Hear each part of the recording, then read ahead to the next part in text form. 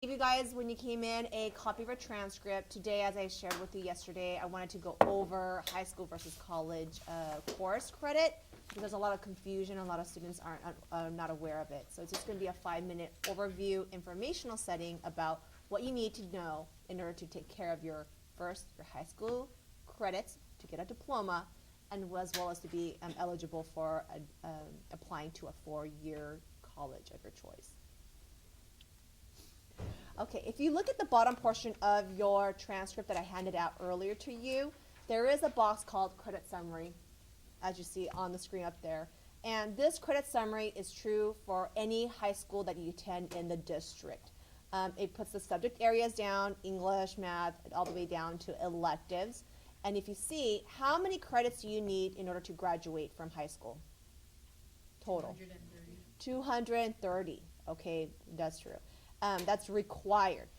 I know some of you guys have your 8th grade grades in, some of you have 7th grade and 8th grade grades in, but for high school, it starts from 9th through 12. Because you started here and our school is from 7th to 12th grade, we keep your 7th and 8th grade grades only as placeholders for course subject placement. It gets erased at the beginning of your 10th grade year. So those grades are just there for us to put placement for different levels of science classes, history classes, whatnot. And it also takes place also for next year when you go into chemistry levels, but it gets erased. So when you start again and start like right now, actually first semester English class, you need to have a credit of 40 in order to graduate. It says you completed it, but you really didn't complete it because you didn't finish first semester of 9th grade year. Overall, 230, as someone pointed out, English 40 credits. Each semester, and you can see that you have it in progress, sign up for English 1, you have signed up for 10 credits overall. Each semester, you are earning 5 credits for that subject. Usually, most of the classes, again, are 5 credits. So in order to complete English, how many years of English 40 credits do you need to take? 4 years of high school English. Okay, that's why some people like when they go into senior year, they're like, I don't feel like taking English. That is not an option. In order to get a diploma, you need to have 4 years of English. Social studies is 30 credits. That's those in here, and it's specified as a breakdown in your credit summary. It has to be a world history class. It has to be a U.S. history class. It has to be a civics and econ. Anything additional the 4th year is additional. And those additional, you might think, why am I taking it? Why do I need to take it? If you look all the way down to electives, there are 75 credits that you need to take electives, just for even a high school diploma. That's why you have to always go beyond even the minimum for the course subject requirements for these areas. Okay? In addition to the different subjects from English, math, and so on, I'm not going to go through it because you can refer to that. If you look at it, there's 2 things on the bottom. One is a technology grant, and another one is the high school exit exam. Technology grant, there's one met in 9th and 10th grade, and there's one met in 11th and 12th grade.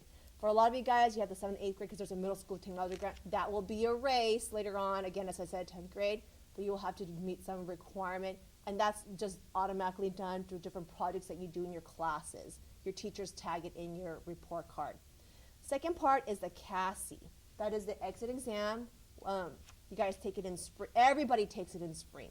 And you either pass it or you don't pass it.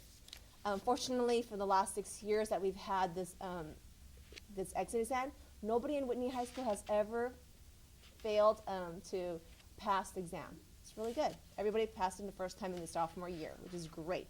But even if you had straight A's and if you just missed the test because it's only offered those 2 days in the springtime and it's mandated and selected by the date by the from the state, if you miss it, even if you have 230 credits, you had the technical grad, but you never took the CASI test, you do not earn your high school diploma. It is a state requirement. Okay. I want to make certain that you understand that for grades A through D, A, B, C, D, doesn't matter. In terms of credit-wise, if you pass the classes, you automatically earn 5 credits.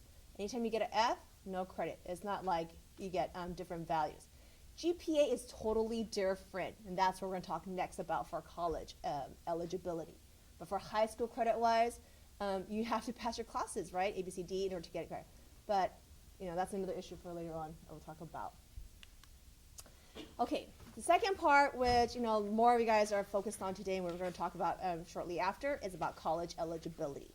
Okay, and I put UC admission requires. This is not to say that you have to apply to a UC.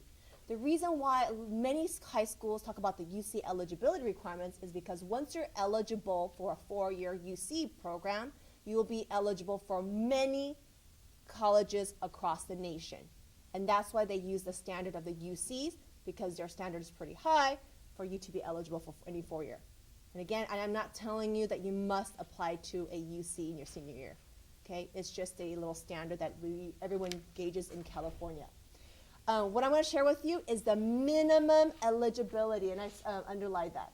Because just because you're eligible for something doesn't mean that you're going to be selected. Okay, like for example, minimum eligibility for all the grades, you have to have a C, a 2.0. Doesn't mean that if you have a straight 2.0, if you're minimum eligible, you're going to get into the 4-year college of your choice at this point. No. Will there be some school out there, 4-year college that might take you? Yes, somewhere in the nation, but it might be the school of your choice. So, but I just want to know what the minimum is, and we're talking about like required and what it should be expectations afterwards. Okay. For more information, and the UCs also put that in boldface, is that minimum eligibility requirements is not guaranteed admission. It's on their current UC website, which is the UCOP EDU pathways. Just as in high school subjects have requirements, the subject areas, the UCs have these A through G requirements. A is for a subject area and so forth. And so when you hear A through G, you're like, what is that? It's regarding a class. Oops. Okay, so A is referring to history. The requirement for history minimum is 2 years required. Okay, English is 4 years. Math is 3 years. 4 years recommended. When they at this point, I think since like 4 years ago, when they talk about recommended has become the new, basically, required. Because again, I said eligibility doesn't guarantee admission. So really, across the nation, I say the majority of colleges are saying take 4 years of math. Don't stop in your senior year. Languages, again, 3 years.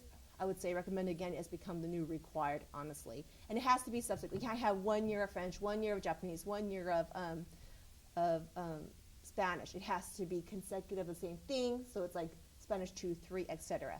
If you took a foreign language in your 8th grade year, yes, it does count as the first year of a foreign language. Visual performing arts, it's 1 year required at performing arts. It's not like a art history class. A lot of times people ask about that. It has to be where you're performing, producing, or doing something. And finally, just like we have electives in high school, there has to be 1 additional year of one of the A through G courses, A through F courses. So it could be that additional year in history, it could be the additional year in the foreign language, or the additional year in a performing arts. That is your G requirement. And those, again, are the minimum requirements. Okay, on the back side of your, well, you don't have to look into it. I had a little Venn diagram, kind of really quickly. What is something that the high school and the college both require you to have in terms of course? It's one thing. Yes? English. English. Both require you to have 4 years of English. Okay? I will put that down. 4 years of English, high school and colleges, all colleges want you to do that. Okay? But what is one thing that's very different from high school to college requirement?